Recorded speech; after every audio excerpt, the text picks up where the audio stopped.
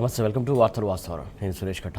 Right, ఈరోజు వచ్చినటువంటి ప్రధాన పత్రికలోని నమస్తే తెలంగాణలో వచ్చినటువంటి వార్తలు మనం చూద్దాం. ప్రధానంగా అయితే ఆ జాగీర్లోకి మెగా ఎంట్రీ అవుతుందంటూ కూడా ఇక్కడ వార్త చూడొచ్చు. ప్రధానంగా ఇక్కడ ఫోటోలో క్లియర్ కట్గా చూడొచ్చు. ఇదైతే నాదర్గూల్లోని సర్వే నెంబర్ 613లో ఉన్నటువంటి భూముల చుట్టూ ఏర్పాటు చేసినటువంటి రేకుల ప్రహారీ ప్రధాన గేటుపై కోహినూరు గ్రూపునకు తోడుగా కొత్తగా వచ్చి చేరినటువంటి ఏదైతే MEIL శిల్పా ఇన్ఫ్రా కంపెనీల పేర్లతో సహా ఫోటో వార్త చూడొచ్చు మనం క్లియర్ కట్గా. ఇటు పక్కనే దశాబ్దాలుగా సాగు చేసుకుంటున్నటువంటి తమ భూముల్ని అప్పగించి న్యాయం చేయాలని కోరుతూ మంగళవారం రంగారెడ్డి జిల్లా రెవెన్యూ అధికారి సంగీతకు వినతి పత్రం అందజేస్తున్న నాదర్గూలు రైతులు. ఏదైతే నాదర్గూలు రైతులకు సంబంధించినటువంటి భూమికి సంబంధించి ఈ వార్త చూడొచ్చు. ఆ జాగీర్లోకి మెగా ఎంట్రీ అయ్యింది అంటూ కూడా వార్త చూడొచ్చు. నాదర్గూలు భూములను ఒక్కొక్కటిగా చేరపడుతున్న కంపెనీలు 373.22 ఎకరాల ఆక్రమణపై కావాలనే నిద్ర నడిస్తున్న ప్రభుత్వం, అలాగే వచ్చి వాళ్తున్నటువంటి గద్దలు 6,000 కోట్ల భూదందాలో బిగ్ ట్విస్ట్. ఏదైతే గత వారం రోజుల నుంచి కూడా ఈ కథనం మనం చూస్తున్నాం. 6,000 కోట్ల బిగ్ దందా అంటూ కూడా ఎవరి జాగీర్ అంటూ కూడా మా నమస్తే తెలంగాణ వార్తను ప్రచురించింది. ఆ ప్రచురించినప్పటి నుంచి కూడా మొత్తానికి ప్రభుత్వంలో అలజడి మొదలైనటువంటి అంశం. దానికి సంబంధించి కూడా చూడొచ్చు మనం. ఒక్కొక్కటిగా భూమి మీదికి వచ్చి వాలుతున్నటువంటి పలు కంపెనీలు ప్రధాన గేటుపై కోహినూరుకు తోడుగా మెగా శిల్పా ఇన్ఫ్రా పేర్లు కూడా వచ్చాయి. ఏదైతే ప్రభుత్వ వ్యవస్థను ప్రశ్నార్థకం చేస్తున్నటువంటి సర్కారు పెద్దల తీరు, దర్జాగా చేతులు మారుతున్నటువంటి భూములు, అలాగే చేష్టలు ఒడిగినటువంటి అధికారులు, తమ భూముల కోసం గూడు చెదిరినటువంటి పక్షుల్లా తిరుగుతున్నటువంటి రైతులు, న్యాయం చేయాలంటూ తాజాగా DROకు వినతి పత్రం అందజేసారు అక్కడి రైతులు. దానికి సంబంధించి చూడొచ్చు. ఏదైతే నాదర్గూల్లోని శివరాజు బహదూర్ భూముల్లో కబ్జా పర్వంపై ఇటీవల నమస్తే తెలంగాణ ప్రచురించిన కథనం. దానికి సంబంధించి క్లియర్ కట్గా చూడొచ్చు మనం. సామాన్యుడు గుడిసె వేస్తే FTL బఫర్ జోన్, అలాగే ప్రభుత్వ భూములు అంటూ కాంగ్రెస్ సర్కారు కన్నెర చేస్తున్నది. మరి బుల్డోజర్లను పంపి వాటిని పేక మేడల్లా కూల్చుతున్నది. కానీ నాదర్గూల్లో కళ్ళ ముందే 373.22 ఎకరాల ప్రభుత్వ భూములను ప్రైవేటు కంపెనీలు చెరపడితే మాత్రం అటువైపు కన్నెత్తి కూడా చూడట్లేదు. భాగవతం మొత్తం బయటపడినా కిక్కురు మనకుండా ఉంటుంది. 6,000 కోట్ల విలువైనటువంటి భూములను కాపాడాల్సింది పోయి జిల్లా కలెక్టర్ మొదలు రెవెన్యూ యంత్రాంగం అంతా ప్రేక్షక పాత్ర పోషిస్తున్నది. ఇదే అదునుగా ఆ భూముల్లోకి ఒక్కొక్కటిగా ప్రైవేటు కంపెనీలు గద్దల్లా వాలిపోతున్నాయి. ప్రభుత్వ వ్యవస్థలకే సవాలు విసురుతున్నాయి. ఇవన్నీ ప్రభుత్వ పెద్దలకు చెందినవే కావడంతో అధికార యంత్రాంగం కావాలనే మద్దు నిద్ర నటిస్తుందంటూ కూడా ఇక్కడ మనం క్లియర్ కట్గా వార్త చూడొచ్చు. దానికి సంబంధించి చూడొచ్చు మనం. మరొక వార్త చూసుకున్నట్లయితే ఇక్కడ మూటలో వాటల కొట్లాట అంటూ కూడా ముఖ్య నేత పదవికి ఎసరు పెట్టినటువంటి నెంబర్ 2 అంటూ కూడా మరొక వార్త చూస్తున్నాం మనం.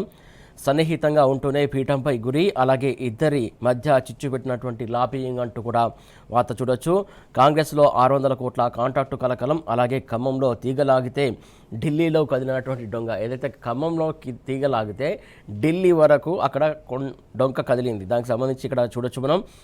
ప్రధానంగా ఇక్కడ మూలాలన్నీ ఇక్కడ ఏది లాగినా కూడా దానికి లింక్ మాత్రం ఢిల్లీకే ఉంటుంది అనే అంశం సంబంధించి ఇక్కడ వార్త క్లియర్ కట్గా మనం చూడొచ్చు. కుదిరితే ముఖ్య పీఠం, లేకపోతే మున్సిపల్ శాఖ.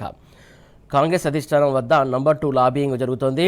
ఇంటెలిజెన్స్ సమాచారంతో ముఖ్య నేత అవాక్కు, అలాగే అదను చూసి సదరు మంత్రిపై దెబ్బ కొట్టినటువంటి వైనం. ఆయన కంపెనీపై CBCID విచారణకు ఆదేశాలు, అలాగే దర్యాప్తును లెక్క చేయకుండా తలెగిరిస్తున్నటువంటి మంత్రి. ఏదైతే దర్యాప్తు సంబంధించి దానికి సంబంధించి కూడా లెక్క చేయకుండా ఇష్టానుసారంగా ఆ మంత్రి వ్యవహరిస్తున్నారనేది దానికి సంబంధించి ఇక్కడ వార్త చూడొచ్చు. దేక్ లెంగే అనే సంకేతాలు పంపి కేరళకు పయనమైనట్టు కూడా ఇక్కడ వార్త చూస్తున్నాం మనం.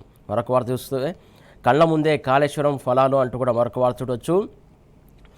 సారే నీరు పండే పంట చూడలేని పారే నీరు, అలాగే పండే పంట చూడలేని కబోది పాటిల్, అలాగే కాళేశ్వరం కొట్టుకుపోతే మల్లన్న సాగర్లో 25 TMCల నీళ్లు ఎక్కడి నుంచి వచ్చినాయంటూ కూడా మాజీ మంత్రి హరీష్ రావు ప్రశ్నిస్తున్నటువంటి అంశం. దానికి సంబంధించి క్లియర్ కట్గా చూడొచ్చు. తెలంగాణలో కొత్త ఆయకట్టు ఎట్లా పెరిగింది, అలాగే ఎకానమిక్ సర్వే మంత్రి ఉత్తమ్ పెట్టినటువంటి బడ్జెట్ లెక్కలే కాళేశ్వరం విజయానికి సజీవ సాక్ష్యాలంటూ కూడా ఇక్కడ వార్త చూడొచ్చు. ప్రాజెక్టుపై CR పాటిల్ వ్యాఖ్యలు అభ్యంతరకరం, అలాగే ఇవి BJP కాంగ్రెస్ ఫెవికాల్ బంధానికి నిదర్శనం కాదా అంటూ కూడా హరీష్ రావు ప్రశ్నించినటువంటి అంశం. అంశం. కాళేశ్వరం అద్భుతమని కేంద్ర సంస్థల ప్రశంసలు ఇచ్చాయి, మరి దాని సంగతి ఏంటంటూ కూడా ఆయన అడుగుతున్నారు. వాటికి కేంద్ర మంత్రి ఏం సమాధానం చెప్తారంటూ కూడా మాజీ మంత్రి హరీష్ రావు చెప్తున్నటువంటి అంశం. దానికి సంబంధించి సమాధానం చెప్పాలంటూ కూడా ఆయన డిమాండ్ చేస్తున్నటువంటి అంశం. పాలమూరుకు కాంగ్రెస్ సర్కారు ద్రోహం చేస్తుంది అంటూ కూడా ఏదైతే మాజీ మంత్రి నిరంజన్ రెడ్డి తీవ్రస్థాయిలో ప్రభుత్వం పైన విరుచుకుపడ్డటువంటి అంశం. దానికి సంబంధించి ఇక్కడ మరొక వార్త చూడొచ్చు. సమైక్య పాలకుల దారిలోనే రేవంత్ ప్రభుత్వం నడుస్తుందంటూ కూడా ఆయన ఆరోపించారు. నీటిని ఏపీ తరలించుకుపోతుంటే సర్కారు చోద్యం చూస్తుందా అంటూ కూడా ఆయన ఆవేదన వ్యక్తం చేస్తారు. ఉమ్మడి జిల్లాలో పంటలు ఎండుతున్నా కూడా తీవ్రంగా నిర్లక్ష్యం వహిస్తుంది కాంగ్రెస్ సర్కార్ అంటూ కూడా ఆయన తీవ్రస్థాయిలో ధ్వజమెత్తారు. ఇక్కడ దోచుకొని కేరళలో పంచుతున్నారంటూ కూడా బీఆర్ఎస్ సీనియర్ నాయకులు ఆర్ఎస్పీ ఆగ్రహం వ్యక్తం చేస్తున్నటువంటి అంశం. అలాగే తెలంగాణ క్యాబినెట్కు కేరళలో ఏం పని అంటూ కూడా ఆయన ప్రశ్నిస్తున్నారు. 1000 కోట్లు పంచి కాంగ్రెస్ను గెలిపించే కుట్రలు జరుగుతున్నాయంటూ కూడా ఆయన ఆరోపించారు. పౌర స్వేచ్ఛను కట్టడి చేసేందుకే హేట్ బిల్ అంటూ కూడా ఆయన చెప్పినటువంటి సందర్భానికి సంబంధించి ఇక్కడ క్లియర్ కట్గా వార్త చూడొచ్చు. మరొక వార్త చూసుకున్నట్టయితే ఇక్కడ ఏదైతే జగిత్యాల జిల్లా కదలాపూర్ మండలం భూషణరావుపేట శివార్లో నేలవాలిన వరి పంటను చూపుతూ కన్నీటి పర్యంతమవుతున్నటువంటి రైతు రాజేశ్వర్ రెడ్డి అంటూ కూడా ఇక్కడ క్లియర్ కట్గా మనం వార్త చూడొచ్చు. అన్నదాతకు అకాల నష్టం జరిగింది. చెడుగొట్టు వానలకు నేల కొరిగినటువంటి మక్క, వరి పంటలు, రాలిన మామిడి ఉమ్మడి కరీంనగర్, ఆదిలాబాదు, నిజామాబాదు, వరంగల్ జిల్లాలో భారీగా నష్టం వాటిల్లింది అంటూ కూడా ఇక్కడ వార్త చూడొచ్చు. మార్కెట్ యార్డుల్లోనూ తడిసిన మక్కలు, అలాగే ఆందోళనలో రాష్ట్ర రైతాంగం ఉందంటూ కూడా ఇక్కడ దీని వార్తను బట్టి మనం చూడొచ్చు క్లియర్ కట్గా. ఏదైతే అలాగే మరొక వార్త చూసుకున్నట్లయితే రైతును ముంచే డిస్కమ్ అంటూ కూడా మరొక వార్త చూడొచ్చు. సాగు విద్యుత్తుకు సర్కారు షాక్ ఇస్తుంది.